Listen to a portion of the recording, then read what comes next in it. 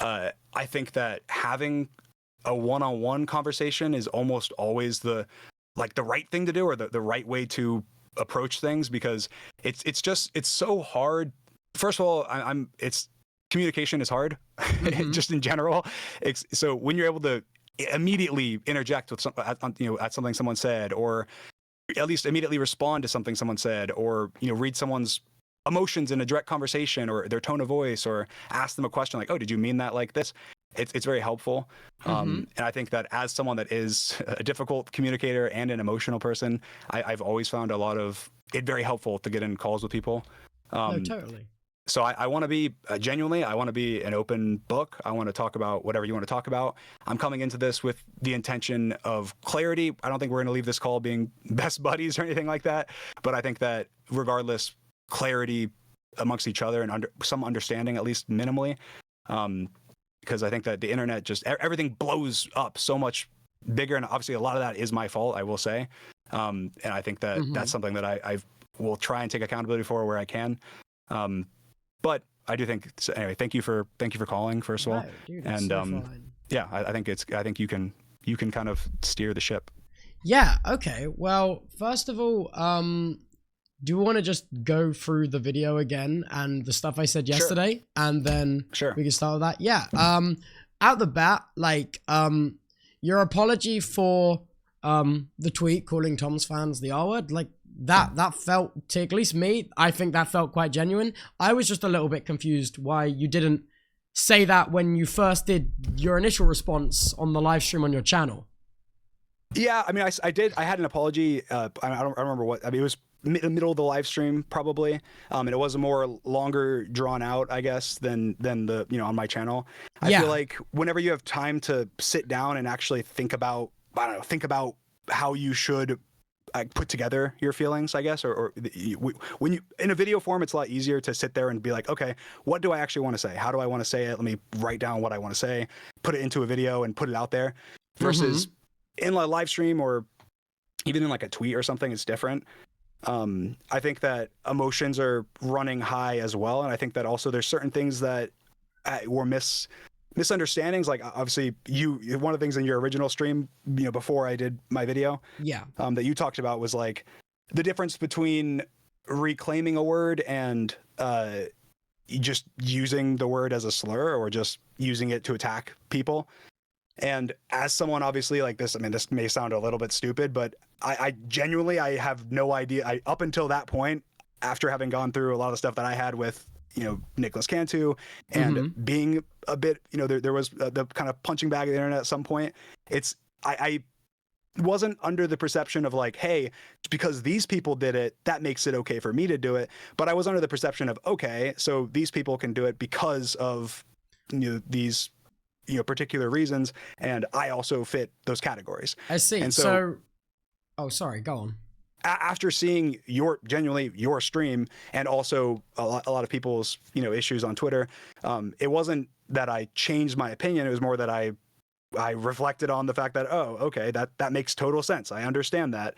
And as someone who in the past has, my opinion has never changed on like the R word.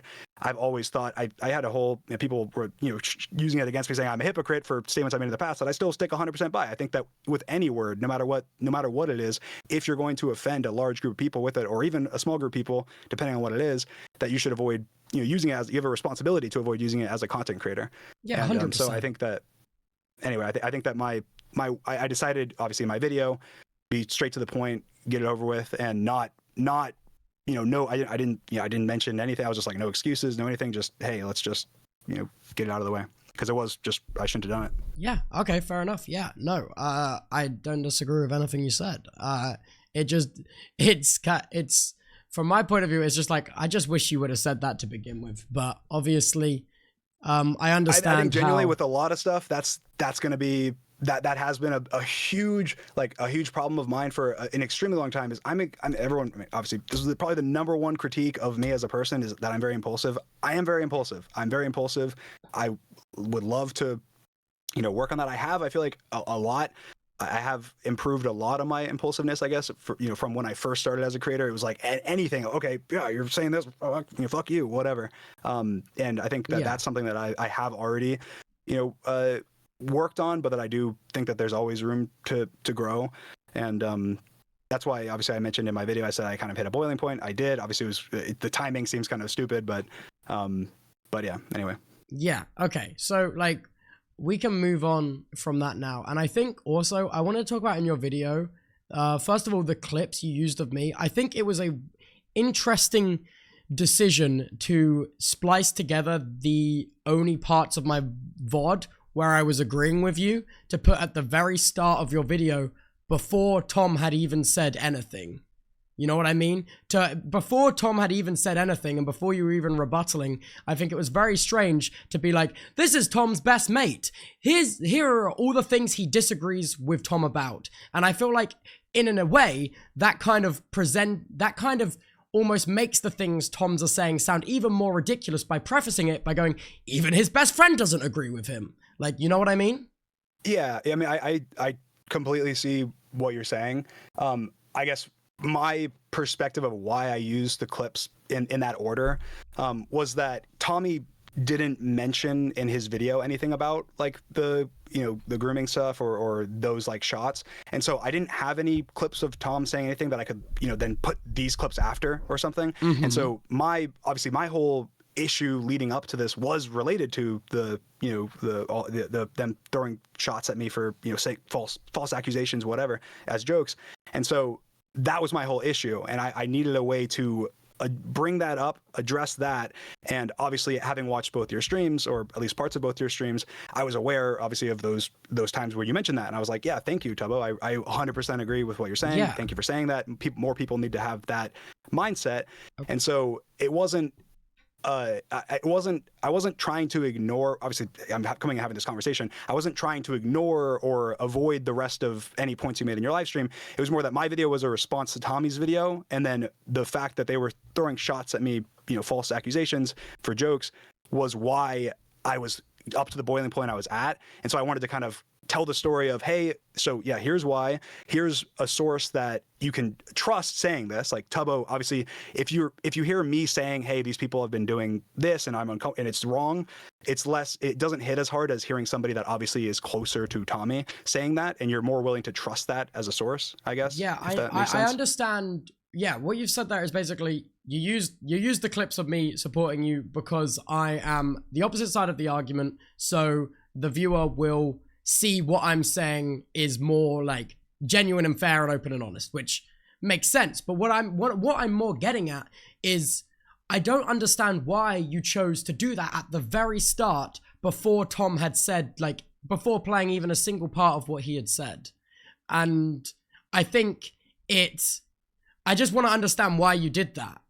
Yeah, I think when I'm editing a video, I'm going in, I guess, chronological order of from my perspective. Like when I did The Truth as an example, that video, a lot of people critiqued that and said, why did you address these things first? And I said, well, it's chronological order. This is kind of the same thing, I guess. In my mind, I'm going, hey, before Tommy made his video, before before the R-word tweet, Tommy, you and your friends have been doing this, right? And so I was starting with, hey, just to get off the bat, here's my issue, Tommy, that you and your friends have been doing this. Here's, the simplest evidence I can possibly provide that you guys have been doing this is this, someone that that's close to you saying, hey, they've been doing this and they shouldn't be doing this. And then now let's talk about your video that, obviously was prompted by me like crashing out about over those things. So like for me, it was just a chronological thing. It wasn't like, hey, let's just start the video with Tubbo because I want to make this video about Tubbo. It was, hey, let's start the video with why I'm upset, and then let's talk about all the things that Tommy brought up in his video. Okay, I guess. But can you kind of see how? No, I totally get it. You can kind of see how it kind of paints like this impression out the gate that like, this is so insane. Even his own friends don't agree with him. Like, do you know what I mean? Yeah, I get that. I 100% get that. Yeah, that wasn't my intention, but I understand how that can be viewed like that. I think that I don't know how I can avoid, like, what do you recommend? Like, well, how do you recommend I present it? My kind of thoughts is that if you're responding to something, it's generally good practice to have the thing be shown first. You know what I mean? That is like my main thing, rather than just immediately doing the defense and also painting a picture before the argument against you has even been made. I think that's very, I think the first thing I responded to was the R word thing, right? And that was the beginning of Tommy's video. Yeah. So like, I didn't show a clip of Tommy saying what he said because I just talked about it. And that was the most, like, I just immediately got into it. I showed my tweet and then talked about it. So like, if I had included Tommy's, you know, the beginning of Tommy's video where he's talking about the R word, then that's kind of like, I felt like that was that, you know what I mean? So I started with, hey, the beginning of Tommy's video was him saying the R word. And then he said, right after that, he went into, hey, let's talk about us, let's talk about your friends, so on and so forth. So I took the same order where I was like, hey, let's talk about the R word, but I just happened to not show a Tommy clip. And then I went, all right, now let's talk about why I'm upset with you and your friends, in the same order that he did, I guess. I just didn't show a Tommy clip of him talking about the R word. Yeah, okay. No, that's totally fair. So you say you've done this for the sake of doing it in chronological order. Yeah. Is there any particular reason why you didn't mention the stream you did if it's in chronological order in the video? Like, there was almost no reference to the stream you did beforehand and the things you said there. That's a good question. I mentioned the stream once, I think I mentioned it when I was talking about my reaction Tommy... to your stream as well, also. I'm sorry? You also mentioned it, I feel like it's fair to say, when you were referencing my reaction to that stream you did as well. Yeah. I think I mentioned it then. I also mentioned it whenever I was talking about the Tommy, like talking down to Tommy or whatever, and I mentioned that I had you know, praised him for the SMP or whatever on the stream before. But I mean, I think a lot of it was like this video was almost condensing some of the things that I had said on my stream into more consumable, you know, ways and a better, more thought out ways. So it felt unnecessary, I guess, to pull clips from a stream that was not very like planned or articulated well, I guess. It's kind of like this video was like almost like a, hey, let's condense all of this into a 9-minute video. So it just didn't feel right, I guess. I don't know if that makes sense. Okay, so moving on to the next part of your video now, it's your reaction to when Tom called you and your group of friends sexist, and your response is to ask for what is the context of this. But I think that's quite strange, given in Tom's video he mentions why he thinks you and your friend group are sexist by referencing the situation and how things went down with George and Katie. And I think it's very interesting to remove that context from your video. So, I mean, maybe I'm misunderstanding here, but if you go back and watch Tommy's video, he separates them. So he says, you know, the internet's reaction to the George situation with Katie was sexist. And then he says, and also behind the scenes, you and your friends' sexist remarks has been. I know, but that's still quite clearly the same point. In like the exact same part of the video, and in the spirit of doing it in chronological order, I feel like it's not unreasonable to assume that he's calling you and your group of friends sexist because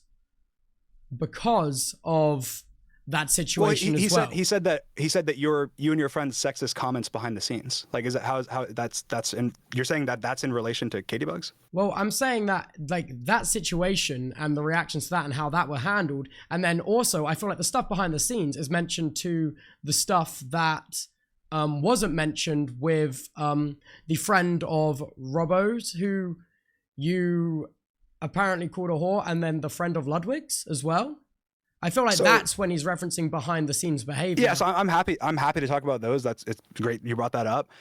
So obviously the Ludwig clip that he talked about the other day, I don't know if I'm sure, did you watch that? I don't know. I didn't see that in your VOD, but did you? Yeah, I watched all of it. Yeah. So the context, first of all, for Ludwig's friend, I don't know. I have no information on that. I literally have no information. I posted a Reddit post, or like I replied to a Reddit comment where I went into more detail. But it's hard for me to respond to that because I sent Ludwig a message back whenever he said something, you know, similar about that, saying essentially he said, you know, when I messaged him about my truth video and said, hey, are you gonna make a video on this? Hey, I'll answer any questions. He replied. And one of the things he said in his reply was that as to why he might not make a video is because he said that I called one of his friends a whore. And of course, my reply was, oh, you know, of course I don't want to do that. How can you elaborate more on that situation, like who it was, what happened, what it was. You know, and then I mentioned the Robbo situation, where Robbo tweeted out a lie that I called the girl a whore at a party and got slapped for it, which did not happen, never happened, was not a thing that happened. And then, of course, later on, Robbo posted a screenshot of my text to a very good friend of mine, saying TSK space whore, as a joke to a friend that I literally was with in person 5 minutes later as I was waiting for them. And that was obviously blown out of proportion as well. And so I asked Ludwig if that's what that was about. And he said, no. He replied to me and said, no, that's not what it's about. But I don't want to disclose who it's about because I don't want to, you know, give their identity out, essentially. Like, I want to protect them. Yeah. And my response to Ludwig, essentially, which I think I'll reiterate here, is easy enough, is it's hard to navigate a situation when there's like a behind the scenes rumor, as an example, like, hey, you know, because Ludwig wasn't there. Like, Ludwig, this is something that Ludwig heard from somebody.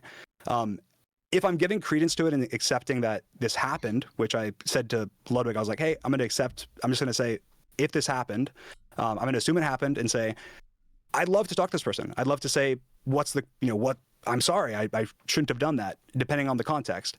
And Ludwig said, I'm just trying to look at his DMs. Ludwig said that this was the context Ludwig gave me.